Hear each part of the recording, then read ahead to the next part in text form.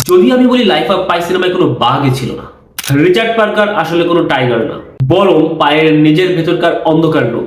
আর সিনেমার আসল গল্পটা ছিল আরো বেশি ভয়ঙ্কর। লাইফ অফ পাই সিনেমাটা আমরা অনেকেই সার্ভাইভাল মুভি হিসেবে দেখি, এমনকি আমি নিজেও ছোটবেলা থেকে অসংখ্যবার সিনেমাটা আমি টিভিতে দেখেছি, কিন্তু তখন আমি কখনোই বিষয়টা বুঝি নাই, যেটা আমি 24 বছর বয়স এসে এখন বুঝতেছি।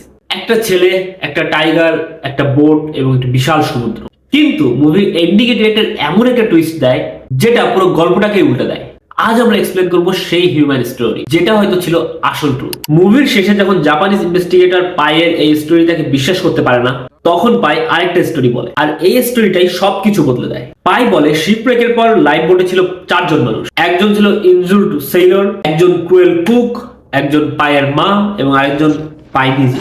প্রথমে কুক আহত সেইলরকে মেরে ফুড হিসেবে ব্যবহার করে নিজে সার্ভাইভ করার জন্য। পায়ের মা এটা মেনে নিতে পারে না এবং সে কুকের সঙ্গে ফাইট করে, কিন্তু পরিস্থিতি আরো বেশি ভয়ঙ্কর হয়ে যায় যখন কুক পায়ের মাকেও ব্রুটালি ভাবে হত্যা করে। এখানেই পাই কমপ্লিটলি ব্রোকেন হয়ে যায়। রেজ আর সার্ভাইভাল ইনস্টিংক্ট থেকে পাই নিজেও কুককে হত্যা করে। কিন্তু একটা টিনেজ ছেলে কিভাবে এত ভয়ঙ্কর একটা রিয়েলিটি মেন্টালিটি অ্যাকসেপ্ট করবে? তাই পাই নিজের ট্রমা থেকে বাঁচতে পুরো ঘটনাটিকে, পুরো ক্যারেক্টারগুলোকে অ্যানিমেল দিয়ে রিপ্লেস করে দেয় এবং সেভাবে ইমাজিন করে। এখানে মুভির সবচেয়ে শকিং পার্ট হলো মুভির প্রত্যেকটা অ্যানিমাল এক একটি মানুষকে রিপ্রেজেন্ট করে।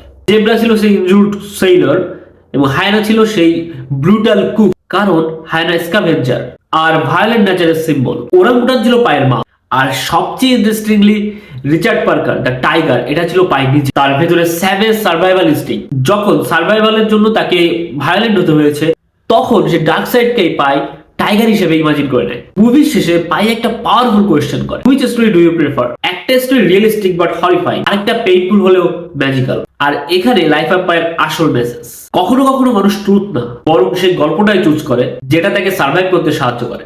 তোমার মতে কোন স্টোরিটা আসল ছিল, টাইগার স্টোরি নাকি হিউম্যান স্টোরি? কমেন্ট করে জানাও। আর এমন এমন এক্সপ্লেনেশন পেতে একদমই ভুলবে না চ্যানেল সাবস্ক্রাইব করতে।